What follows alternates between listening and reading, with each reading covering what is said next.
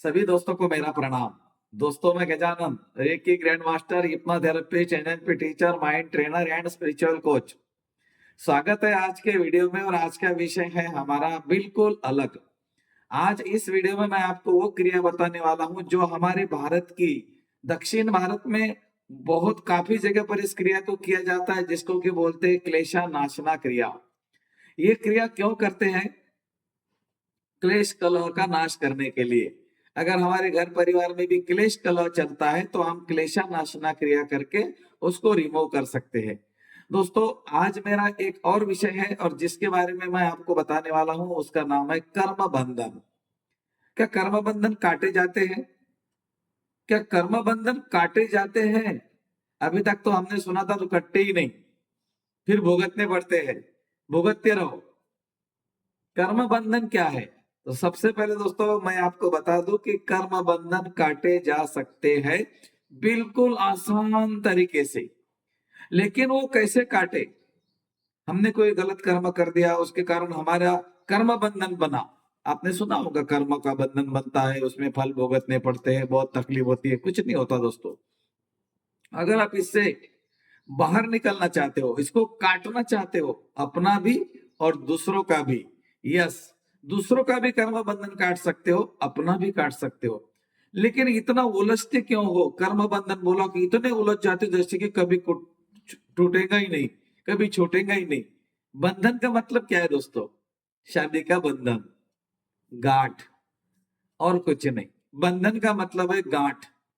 अगर इस विषय को हम बारीकी से समझते हैं तो आप इसको आराम से रिमूव कर सकते हैं। लेकिन एक छोटा सा प्रयोग मैं आपको बताऊंगा, उतना प्रयोग आपको करना पड़ेगा। पूरा साइंटिफिक है, कोई अंधविश्वास नहीं, कोई विश्वास करना नहीं। ये हमारे शास्त्रों का प्रयोग है, हमारे शास्त्रों में बताए गए विधि के अनुसार है। करना कुछ भी नहीं है। पहले समझते हैं कर्म बंधन क्या है। कर्म का मतलब है कार्य, जो हम करते हैं, जो हम काम करते हैं उसको कार्य बोलते हैं, कर्म बोलते हैं। कभी गलत भी कर्म होता है, कभी अच्छा भी होता है। गलत कर्म जाने अनजाने भी हो जाता है, आपकी इच्छा ही नहीं हो गया। अच्छा कर्म आप जानबूझ के कर रहे हो या फिर अच्छा हो गया। आपका स्वभाव ऐसा है, आपका कार्य ऐसा है कि उसमें अच्छा काम हो ही जाता है। तो अच्छे कर्म और बुरे कर्म, ये हो गए दोनों कर्म। अब कर्म का बंधन, गांठ, अच्छे काम की गांठ या बुरे काम की गांठ। अब गांठ कहाँ बांधे जा रही है? दोनों के बीच में। शादी दोनों की लग रही है, मेल फीमेल की। तो दोनों के मन में एक गांठ बांधे गई। क्या गांठ बांधे गई? मेरी शादी हो गई। किसने देखा? दोनों ने देखा कि मेरी शादी हो गई। लोगों ने देखा इनकी शादी हो गई।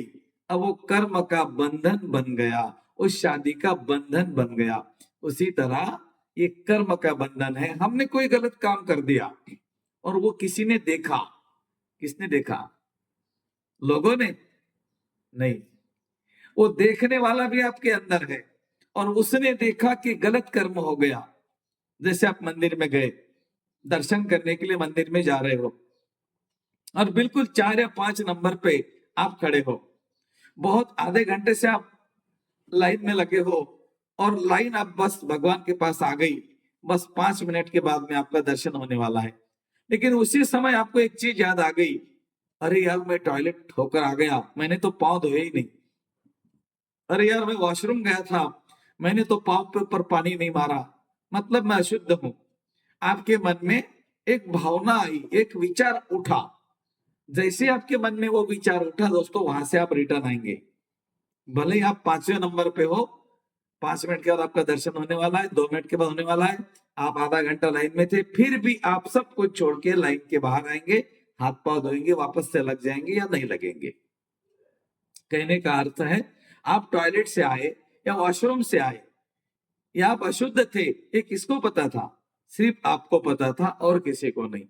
उसी तरह हमारा जो कर्म बनता है, जो हम गलत कर्म करते हैं या अच्छे कर्म करते हैं, वो किसी को नहीं पता होता। वो पता रखने वाला हमारे अंदर है, जिसको हमारे शास्त्रों में चित्रगुप्त नाम से व्याख्या है। चित्रगुप्त का मतलब क्या है? एक गुप्त चित्र है, जो हमारे अंदर एक फिल्म चलती रहती है, रिकॉर्डिंग चलती रहती है, जिसको कि हमारा आकाशिक रिकॉर्ड भी बोलते हैं।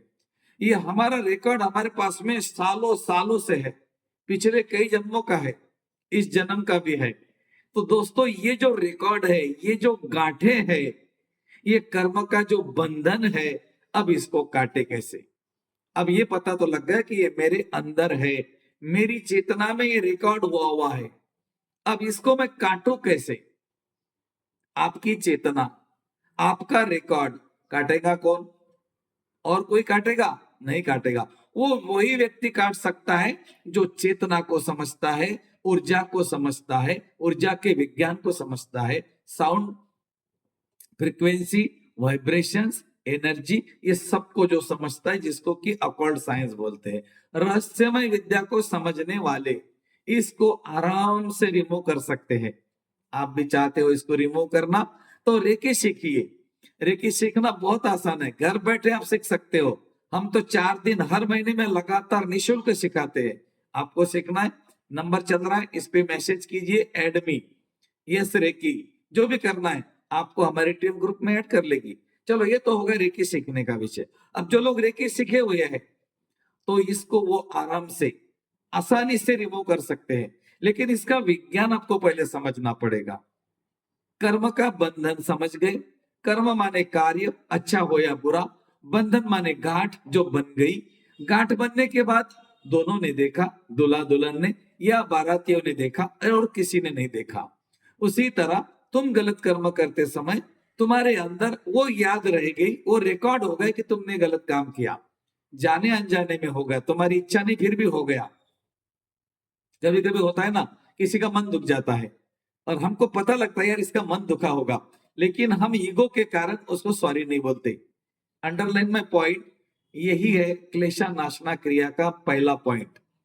अगर किसका मन दुखा हमारे से, या किसी का अपमान हुआ हमारे से, हमको पता लग गया अरे यार मेरे कारण है ना उसका अपमान हुआ, लेकिन आप उसको माफी नहीं मांगते। और जब तक आप माफी नहीं मांगते, वो व्यक्ति के मन में भी आपके बारे में वही गांठ बांधी हुई है। बस इसको छोड़ना ही तो कर्म बंधन तोड़ना है, और कुछ नहीं। तो कर्म का बंधन कैसे टूटेगा? जब दोनों एक दूसरे के साथ में कम्युनिकेट होंगे।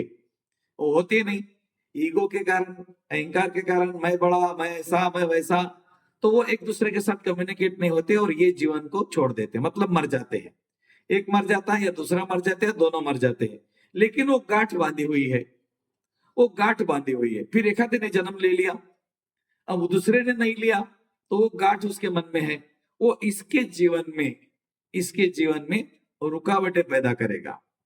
लेकिन ये जानता है, जिसके जीवन में रुकावटें आ रही है, इसके अंदर की चेतना जानती है कि मुझे ऐसा क्यों हो रहा है, क्योंकि उसको सारे जन्मों के कर्मों के बारे में पता है, क्योंकि उसको ही प्रकाश बोला गया है।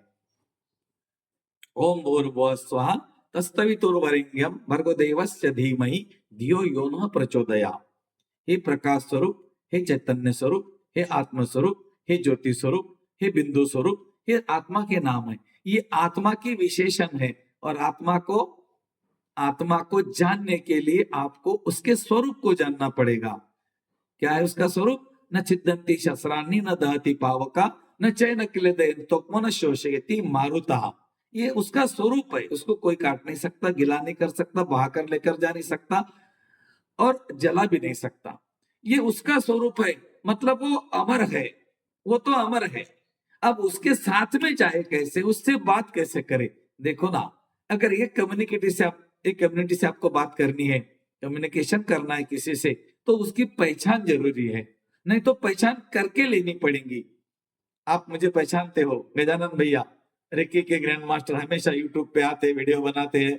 हाँ, हम भी सुनते हैं, हमको अच्छा भी लगता है। अगर मैं आपके गांव में आ जाऊं तो आप मुझे पहचान लोगे। बस उसी तरह हमें उस एनर्जी की पहचान करनी है, जिसको कि आत्मा, सोल, चेतना, जो भी आप अलग अलग नाम देते हो, और उसके पास में वो गांठ है। वो गांठ उसको पता है कि कब मारी है। बस वो क्षमा याचना जब तक नहीं करेगा, वो गांठ नहीं टूटेगी। ये मेरा मेन पॉइंट है। एक व्यक्ति ने दूसरे के लिए गलत कर्म किया, चाहे वाचा से, चाहे कर्मों से, या माइंड से, कर्मे वाचा मने, तीनों से, मनसा कर्मे वाचा। अगर कोई गलत कर्म हो गया जिसके कारण उसका मन दुखा, उसको परेशानी हुई, उसका नुकसान हुआ, उसकी हानि हुई, उसका प्रत्यारण हुआ, उसका ताड़न हुआ, उसका अपमान हुआ, जो भी हुआ, और उसके मन को वो बात लग गई, मतलब उसने उसका बुरा मान लिया, और अगर वो गांठ अगर बांधी गई ना दोस्तों, तो उसको बोलते हैं बंधन। ये कर्मों से आता है, विचारों से आता है, और मन से आता है। ये गांठें बनती है। गांठ नहीं है, गांठ नहीं चाहिए। आपको भी गांठें छोड़ देनी है, और दूसरों की गांठें छोड़ने के लिए आपको एक प्रेयर करनी है, जिसको बोलते हैं हो पोनो पोनो प्रेयर। मतलब मुझे माफ करो, मुझे क्षमा करो, लेकिन कब बोलना है, कैसे बोलना है? ऐसे थोड़ी बोलेंगे। जब उस व्यक्ति को आपने ताड़न किया, उसका अपमान किया, उसका नुकसान किया, उसको ऐसे बोलेंगे आकर के मुझे माफ कर दो, तो वो माफ थोड़ी करेगा। नहीं, उससे कम्युनिकेशन करना पड़ेगा। अब आपको एनर्जी बनना पड़ेगा। जब आप एनर्जी बनेंगे तो उससे बात करेंगे। तो रेकी वालों के पास चले जाओ, जिनको रेकी मालूम है, जो रेकी का मास्टर है, ग्रैंड मास्टर है, एक बिल्कुल सहज स्वभाव में जीने वाला, ईगो में जीने वाला नहीं काम करेगा, सहजता में जीने वाला, वो होता है रेकी का मास्टर, ग्रैंड मास्टर, जिसके पास ईगो नाम की चीज नहीं, वो छूट गया ईगो से, जीरो बन गया। वो कम्युनिकेशन करेगा उस एनर्जी से। आप सीखो, मास्टर बनो, कोई बात नहीं, आप भी बात कर सकते हो। मास्टर बनने की भी जरूरत नहीं, आप अपने अंदर चले जाओ, उसकी कला सीखो, जीरो बनने की कला सीखो, मरने की कला सीखो। ये सारी जो मैं बातें बता रहा हूं ना, ये हमारे शास्त्रों का आधार है, हमारे ऋषि मुनियों का वरदान है। हमारे ऋषि मुनि ध्यान करते थे, उन्होंने बोला तू भी ध्यान कर ले, वो हम समझे नहीं। शरीर, शंकर जी के शरीर से भस्म निकलने का वो उदाहरण दे दिया। भस्म कब निकलेगा? जब जलेगा। जलने का मतलब क्या है? तपना। तपने का मतलब है ध्यान करना। लेकिन हम नहीं समझे, फिर भी कोई बात नहीं। अब आते हैं कर्मों का बंधन कैसे टूटेगा। कर्म बन गया, जाने अनजाने में गलती से हो गया, अब होने दो। इस जन्म में हो गया या पिछले जन्म में आपसे गलत काम हो गया, यहां तक बात सत्य है। नहीं हुआ तो भी मान लो हो गया। अब इसको हमको निकालना है। क्या निकाल सकते हैं आप इसको? आराम से, एकदम सहजता से निकाल सकते हो। देखो, तरीका हमारे पास में है। हमारे भारत देश में, दक्षिण भारत में एक क्रिया करते हैं, जिसको बोलते हैं क्लेशा नाशना क्रिया। आप गूगल पे सर्च कर लेना। ये बड़े बड़े मंदिरों में होती है, लेकिन इसके पैसे इतने लेते हैं कि काफी लोग वहां जाते ही नहीं। वो इतनी महंगी क्रिया होती है कि उन उतने गरीब लोगों के पास पैसे नहीं होते, उनको तो पता ही नहीं। काफी लोगों को तो आज पता लग गया होगा कि ऐसा होता है। क्लेश नाशना, नाशना माने नष्ट करना, क्लेश माने कलह। हमारे घर में अगर कलह चल रहा है तो उसको नाश करना। हमारे शरीर में अगर कलह चल रहा है उसको नाश करना। हमारे मन में अगर कलह चल रहा है उसको नाश करना। हमारी मन, शरीर, आत्मा, हमारा परिवार, यहाँ पर कहीं पर भी अगर कलह चल रहा है, कलह माने क्या? क्लेश। क्लेश, कलह, एक दूसरे के खिलाफ बातें करना, मन नहीं लगना घर में। बाहर गए तो अच्छा लगता है, घर में आए तो अच्छा लगता नहीं। घर के अंदर नेगेटिविटी का साया रखना, हमेशा घर में नेगेटिविटी दिखना, मन नहीं लगना, एक दूसरे से चिड़चिड़ापन करना, घर में पैसा नहीं टिकना, घर में लोग हमेशा बीमार रहना, कभी ना कोई बीमार पड़ता ही है, हर हफ्ते मेडिसिन लगती है, मन नहीं लगता है, और सबके चेहरे पे ना 12 बजे हुए रहते हैं, घर में कोई हंसता ही नहीं, एक दूसरे से बात भी करते तो टेढ़ी बात करते हैं। इसका एक ही मतलब है, कर्मों का बंधन कहीं ना कहीं है, कर्मों की गांठ है। उस गांठ को तोड़ने के लिए आपको प्रयास करना है। अगर आप करना चाहो तो आराम से कर सकते हो। इसमें अगर आप रेकी के साधक हो तो भी कर सकते हो, और आपने रेकी नहीं सीखी है तो भी आप कर सकते हो। बार बार क्यों सुनते हो रेकी नहीं सीखी है, रेकी नहीं सीखी है? आइए ना, इस हफ्ते में, इस महीने में सिखाते हैं आपको। दोस्तों, हर महीने में आता हूं मैं 4 दिन लगातार, 5 साल से 45,000 लोग जुड़ चुके हैं।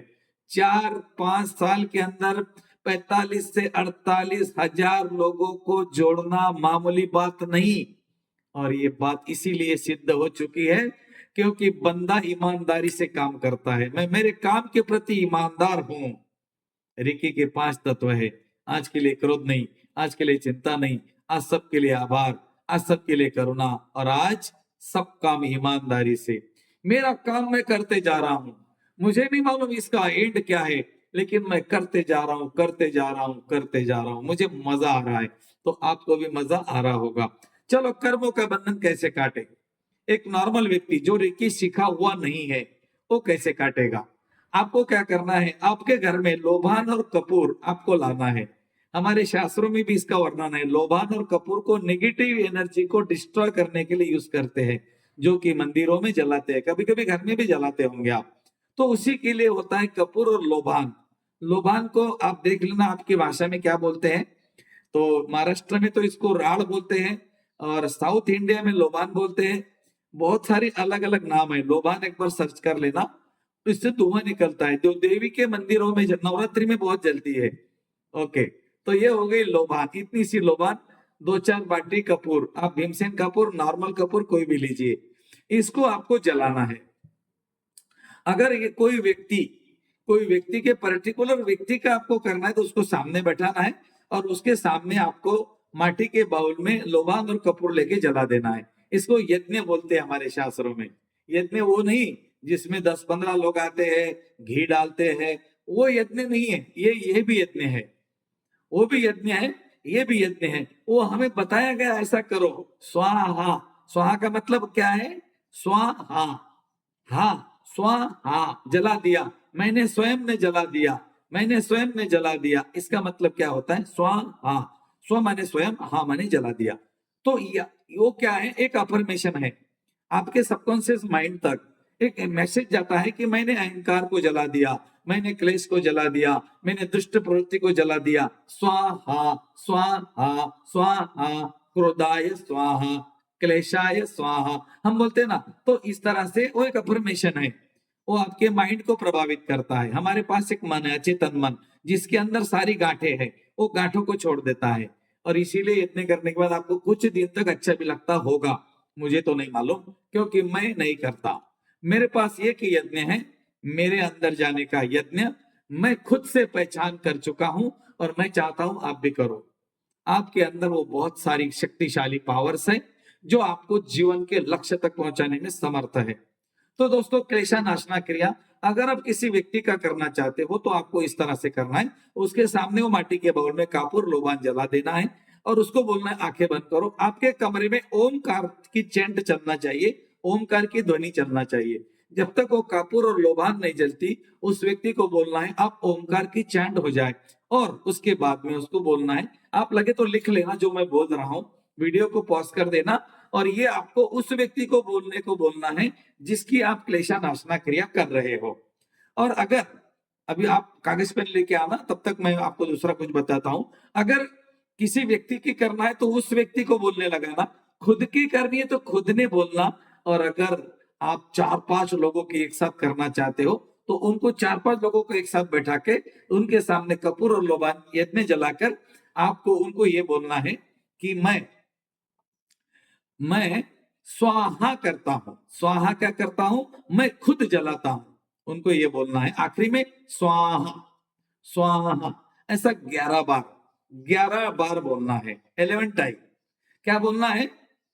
क्या बोलना है वो मैं आपको भी बोलता हूं। कागज पेन लाया आपने?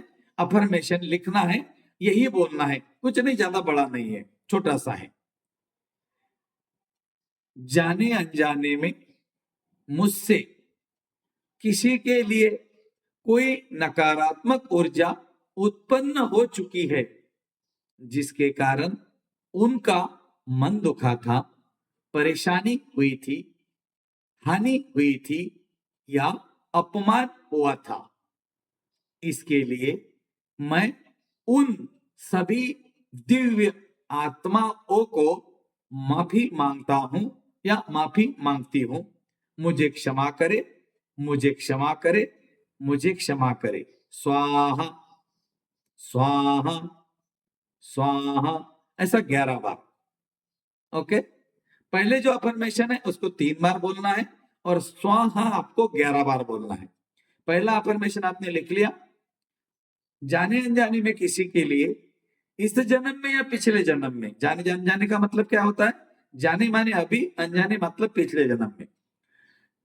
कभी भी मेरे से जाने अनजाने में किसी भी व्यक्ति के लिए या दिव्य आत्मा के लिए कोई नकारात्मक कर्म हो चुका है, जिसके कारण उनका मन दुखा था, उनका अपमान हुआ था, उनको हानि हुई थी या उनको परेशानी हुई थी, उसके लिए मैं उन सभी दिव्य आत्माओं से माफी मांगता हूं। मुझे क्षमा करे, मुझे क्षमा करे, मुझे क्षमा करे। स्वाहा स्वाहा स्वाहा। स्वाहा बोले तो मैंने स्वयं कर दिया, और वो आपका जो स्वाहा है वो किसी ने सुन लिया। वो कौन सुनता है? वो कोई नहीं सुनता। वो आपके ही अंदर है जो सुन रहा है। जिसने आपको याद दिया है वही सुन रहा है। जिस तरह से वो गांठ पड़ गई थी, वो भी आपके चेतना में गांठ थी। उसी तरह आपने बोला कि मुझे माफ करो, मुझे माफ करो, मुझे माफ करो, तो वो क्या हो गया? उस एनर्जी के साथ में थोड़ी देर के लिए कम्युनिकेशन हो गया, और वो एनर्जी जो जिसने आपके लिए गांठ बांधी थी, वो आपके लिए मतलब याद था उसको कि मुझे इसको परेशान करना है, तो वो दोस्तों गांठ छूट जाती है। वो गांठ छूट जाती है। अगर आप रेकी के साधक हो, इसी प्रकार आप किसी का भी करो, स्वाहा स्वाहा। हम तो इसको यज्ञ बोलते हैं। यज्ञ वो नहीं है जिसमें घी जलाया जाता है। यज्ञ ये है जिसमें अपना अहंकार जलाया जाता है, अपना क्रोध जलाया जाता है, अपना क्लेश कलह जलाया जाता है। ये यज्ञ है। हमें ऋषि मुनियों ने बोला था यज्ञ करो। यज्ञ का मतलब क्या है? उसमें आप जलाओ, ऐसा जलाओ कि उसमें से धुआं निकलना चाहिए। और कुछ बोलो। क्या बोलो? जरूरी थोड़ी संस्कृत में ही बोलना चाहिए। आप हिंदी में बोल सकते हो, अंग्रेजी में बोल सकते हो, तमिल में बोल सकते हो, मराठी में बोल सकते हो, गुजराती में बोल सकते हो। क्या बोलना है? कुछ भी नहीं बोलना है। आपको यही बोलना है कि मुझे माफ करो, मुझे क्षमा करो, बस। क्योंकि हम किसी के लिए जब नकारात्मक ऊर्जा उत्पन्न करते हैं, कोई गलत शब्द बोलते हो, आपका अपमान हो गया, तो हम उसको बोल नहीं पाते ईगो के कारण। हम उसके घर जाके कभी नहीं बोलते मुझे माफ करो, मेरे से गलती हो गई, आपको मैंने ऐसा बोला था। आप बोलते नहीं नहीं, जाने दो, उसने भी मुझे ऐसा बोला था। लेकिन हम उसकी माफी नहीं मांगते। उसी तरह अब वो मर गया, लेकिन वो गांठ बांधी गई, उसको बोलते बंधन। गांठ, कर्म बंधन, कर्मों की गांठ। शादी बंधन, शादी की गांठ। गांठ किसने देखी? दूल्हा दुल्हन ने और बारातियों ने। उसी तरह कर्म की गांठ किसने देखी? तुम्हारी चेतना ने, उसकी चेतना ने। अब वो चेतना एक मर गई या फिर दोनों मर गई। अब क्या होगा? वो दोनों के अंदर की गांठ कब छूटेगी? जब एक चेतना सक्रिय हो जाएगी। एक आत्मा को, एक शरीर को पता चलेगा अरे यार ऐसा होता है। तो अगर वो वैसा करता है तो उस चेतना तक एक मैसेज जाएगा, क्योंकि तुम्हारे अंदर की चेतना और उसके अंदर की चेतना एक ही है दोस्तों। कबीरा कुआं एक है, पानी भरे अनेक, अरे बर्तन में ही भेद है, पानी सब में एक। तुम्हारे अंदर का, मेरे अंदर का, एक दूसरे को समझने वाला एक है। सिर्फ ये ढांचा अलग अलग बनाया उसने। इस जन्म का ढांचा ये है, अगली जन्म का ढांचा कोई और होगा, पहले जन्म का ढांचा कोई और था। तुम भी यहाँ थे, मैं भी यहाँ था, हम भी यहाँ थे, तुम भी यहाँ थे, और यहाँ पर आएंगे, जरूर आएंगे। और लोगों को अवेयर कराने के लिए हम तो ईश्वर को बोलते हैं, ईश्वर एक जन्म और दे देना, ताकि हम बचपन से लेकर इस कार्य में जुट जाए। अभी तो लगभग 50 के बाद जुट गए, और अभी हम चाहते हैं कि हम बचपन से इस विद्या में आ जाए, लोगों के प्रति अवेयर कराए लोगों को। क्योंकि लोगों के अंदर की वो ऊर्जा है, लोगों के अंदर की, तुम्हारे अंदर की वो शक्ति है, जिसको जागृत करना पड़ता है और कुछ नहीं करना पड़ता। तो हमारे अंदर वो परम पिता, वो परमात्मा, भगवान, ईश्वर, अल्लाह हमारे अंदर वास करते हैं। उनका कोई नाम नहीं दोस्तों, कोई नाम नहीं, उनका कोई आकार नहीं, उनका कोई कलर नहीं, उनका कोई उकार नहीं। वो तो निराकार, ब्रह्म निराकार निरंग है। तो ऐसे परम पिता को हमारे अंदर देखने को बोलते हैं ध्यान करना। और रेकी सीखने का मतलब है मेडिटेशन से जुड़ना। इसीलिए मैं रिकमेंड करूंगा आप रेकी सीखो, बहुत जल्दी जाओगे आप अपनी दुनिया में, स्वयं की दुनिया में। स्वयं की पहचान करो। क्लेशा नाशना क्रिया अपनी भी कर सकते हो, दूसरे की भी कर सकते हो। आपने रेकी के साधक हो, आप इसको जरूर कीजिए, जरूर कीजिए। और जो अफर्मेशन मैंने बोला है ना, उसको आप लिख लीजिए, एकदम अपनी भाषा में लिखना है। सिर्फ क्षमा याचना करनी है। इसको बोलते हैं ओ पोनो पोनो प्रेयर। प्रेयर माने एक प्रार्थना कि हे दिव्य आत्मा, आपसे, मेरे लिए, आपके लिए, मेरे से, ये दिव्य आत्मा, आपके लिए, मुझसे एक नकारात्मक कर्म हो गया था। यह नकारात्मक मैंने शब्द बोले थे, जिसके कारण आपका मन दुखा था। आपको परेशानी हुई थी, ना नुकसान हुआ था, हानि हुई थी या अपमान हुआ था, उसके लिए मैं अपना नाम लेके बोलो, आपसे माफी मांगती हूँ या मांगता हूँ, 3 बार बोलो दोस्तों। वो जो एनर्जी है ना, वो आपको सुन रही है, वो आपके माध्यम से सुनेगी। बिकॉज एक छोटा सा ट्रांसमीटर आपके पास में है और एक सैटेलाइट ऊपर है। वो सैटेलाइट क्या करेगा, दूसरे ट्रांसमीटर को आपकी जो तरंगे है वो दे देगा, है ना। जैसा आप सुन रहे हो या देख रहे हो, क्या हुआ, ये जो मैंने वीडियो बनाया, ये वीडियो ट्रांसमिट किया, ये यूट्यूब ने क्या कर दिया, सैटेलाइट को भेज दिया, सैटेलाइट ने आपके गांव के टावर को भेज दिया, आपके गांव के टावर ने आपके मोबाइल पे भेज दिया। बस उसी तरह है, जैसे आप बोलेंगे हे दिव्य आत्मा मुझे माफ करो, तो आपके अंदर का एक ट्रांसमीटर है, वो सैटेलाइट को भेजेगा। सैटेलाइट माने यूनिवर्स, यूनिवर्स माने ब्रह्मांड, ब्रह्मांड माने ईश्वर, अल्लाह, गॉड, परमात्मा, जो भी नाम दे दो। वो सुप्रीम पावर, वो एनर्जी जो विद्यमान है हर जगह, वो सुनेगी, आपका ट्रांसमीटर उसको भेजेगा, वो आपके टावर को भेजेगा। ये आपके अंदर का टावर, वो जो आप जिसने मैंने ट्रांसमिट किया, आपने उसको एक्सेप्ट किया, तो आपके अंदर वो आ गई। फिर वो आपकी चेतना जो है वो बोलेंगे ठीक है यार, इतनी माफी मांग रहा है बार बार, चलो माफ कर देते। बस उसी क्षण आपका कर्मों का बंधन कट जाएगा। और ये कभी नहीं सोचना कि किसी का कर्म का बंधन नहीं कटता, मैंने किसी का कर्म का बंधन काटा तो मुझे कुछ होगा। अरे भाई, किसी का कर्म का बंधन काटने से अगर किसी को होता था तो हॉस्पिटल चलते नहीं थे, हॉस्पिटल बंद करने पड़ेंगे, क्योंकि डॉक्टर लोग भी वही करते हैं ना, वो हमें बीमारी से निकालते हैं। किसी को एक्सीडेंट हो गया, कर्म का बंधन था, पता लग गया आपको, एक्सीडेंट होना कर्म का बंधन है। इसके ऊपर मैंने वीडियो बनाया, देख लेना पीछे, एक्सीडेंट कैसे होते हैं। अगर किसी के कारण, कोई कर्म के कारण तुम्हारा एक्सीडेंट हो गया तो डॉक्टर ने बचा लिया, इसका मतलब कर्म डॉक्टर को लग गया। फिर सारे डॉक्टर तो कर्मों के बंधन में अटक गए, उनको तो पाप ही पाप लग गया सारा। ऐसा कुछ नहीं, किसी का कर्म अगर आपने काटा तो वो आपका पाप नहीं दोस्तों, वो आपका पुण्य होता है और आपकी आत्मा शुद्ध होती, क्योंकि आपके अंदर एक भाव आता है कि यार मैंने किसी को ठीक कर दिया। हमारे पास दोस्तों ऐसे ऐसे केस आते हैं, ये एबनॉर्मल केस आते हैं, जो कि एबनॉर्मल होते हैं, लोग डरते हैं उनको, और हम ईश्वर से प्रार्थना करते हैं कि हे ईश्वर, हे परमपिता, हे रेकी शक्ति, हे रेकी माँ, इनको ठीक करो। वो व्यक्ति ठीक हो जाते हैं, और वो व्यक्ति ठीक होने के बाद में वो हमारे लिए क्या गाली गलौज करेगा, हमारे लिए कोई नेगेटिव एनर्जी क्रिएट करेगा? बिल्कुल नहीं दोस्तों। वो तो ये बोलेगा अरे यार मैं उनके पास गया था, वो तो, मैं उनका तो जितना धन्यवाद करूं उतना कम है, उन्होंने मुझे नया जीवन दिया। और ऐसे एक नहीं दोस्तों, ऐसे कई लोग हैं जो अपने एक नए जीवन को अभी भी जी रहे हैं। अगर आप भी किसी को नया जन्म देना चाहते हो, नया जीवन देना चाहते हो, उसको मुक्त करना चाहते हो, तो कर्म बंधनों की विद्या को आप जरूर सीखिए। कर्म बंधन काटना बिल्कुल आसान है, ये कोई मुश्किल नहीं है, ये कोई भी कर सकता है। कपूर और लोबान जलाकर आपको एक अफर्मेशन बोलनी, आंखें बंद करके ओमकार की चैंट चलना चाहिए। आपके घर में ओमकार की चैंट चलना चाहिए, आपके घर में वो यज्ञ होना चाहिए जो कपूर और लोबान से जल रहा है। अफर्मेशन आप बार बार बोल रहे हो, तो आपके अंदर की वो एनर्जी छूनेगी, आपके अंदर की एनर्जी ने सुन लिया, वो ट्रांसमीटर सैटेलाइट को देगा, सैटेलाइट दूसरे टावर को देगा, दूसरा टावर सुन लेगा। दूसरा टावर माने दो व्यक्ति जो एक दूसरे के साथ में झगड़े कर चुके थे, गाली गलौज कर चुके थे, नेगेटिव एनर्जी को क्रिएट कर चुके थे, इस जन्म में या पिछले जन्म में, दोनों जन्मों के कर्मों के बंधन आप काट सकते हो। विश्वास नहीं करना दोस्तों, एक बार करके देखिए और एक बार सर्च कीजिए कि क्लेश नाशना क्रिया क्या होती है। इसको बोलते हैं क्लेश नाशना क्रिया। एक दूसरे के मन में अगर कलह है, क्लेश है, तो इसको नष्ट करने की क्रिया भैरव तंत्र की क्रिया इसको बोला जाता है। हमारे शास्त्रों में इसका उल्लेख है, ये मैं मेरे मन से नहीं बता रहा हूं। भैरव तंत्र की क्रिया को करने से परिवार के लोगों के जो क्लेश होते हैं वो नष्ट हो जाते हैं। इस वीडियो में मैंने आपको जो भी बताया है वो सत्य है, उसको आप आजमा कर देख सकते हो। आपने बहुत ध्यान से सुना, मैंने आपका बहुत टाइम ले लिया दोस्तों, बहुत बहुत धन्यवाद, थैंक यू।